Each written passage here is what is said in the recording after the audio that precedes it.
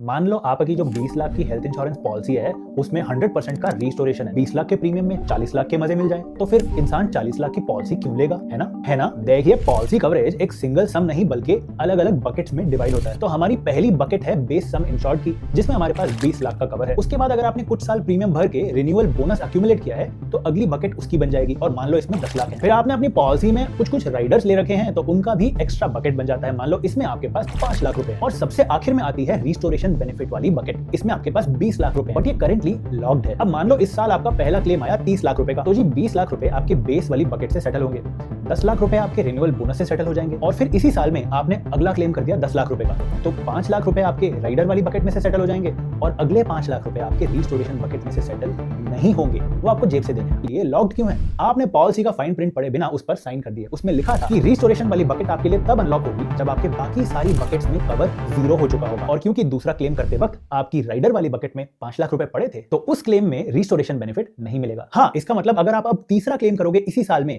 तो बाकी सारी बकेट्स में 0 होने के कारण अब आपकी रिस्टोरेशन बकेट से आप 20 लाख रुपए यूज कर सकते हो। बट ये तो कंपनी भी जानती है कि आपके तीसरी बार हॉस्पिटल जाने से पहले वो साल ही खत्म हो जाएगा, आप नया प्रीमियम भरोगे और आपकी सारी बकेट्स वैसे भी फुल हो जाएंगी। मतलब आपका 100% रिस्टोरेशन बेनिफिट पेपर पर ही रह गया। पर ऐसी कई पॉलिसीज हैं जिसमें आपको रिस्टोरेशन का बेनिफिट दूसरे क्लेम से मिलना स्टार्ट हो जाता है, चाहे आपकी बाकी बकेट्स में कवर 0 है या नहीं है। और ऐसी पॉलिसीज कैसे ढूंढते हैं वो मैंने इस वीडियो में सिखाई है। और आप अगर चैनल होम पेज पर जाओगे, जो लिंक वहां दिया है उस पर क्लिक करके अपनी एज, हेल्थ कंडीशंस और परिवार वालों की डिटेल्स डालोगे तो आपको पता चलेगा कि कौन सी पॉलिसीज आज आपको मिल सकती हैं। उनको आप एक ही जगह सारे फीचर्स कंपेयर कर सकते हो और जो 18% का जीएसटी अब नहीं लग रहा है उसका फायदा उठाते हुए पॉलिसी खरीद सकते हो।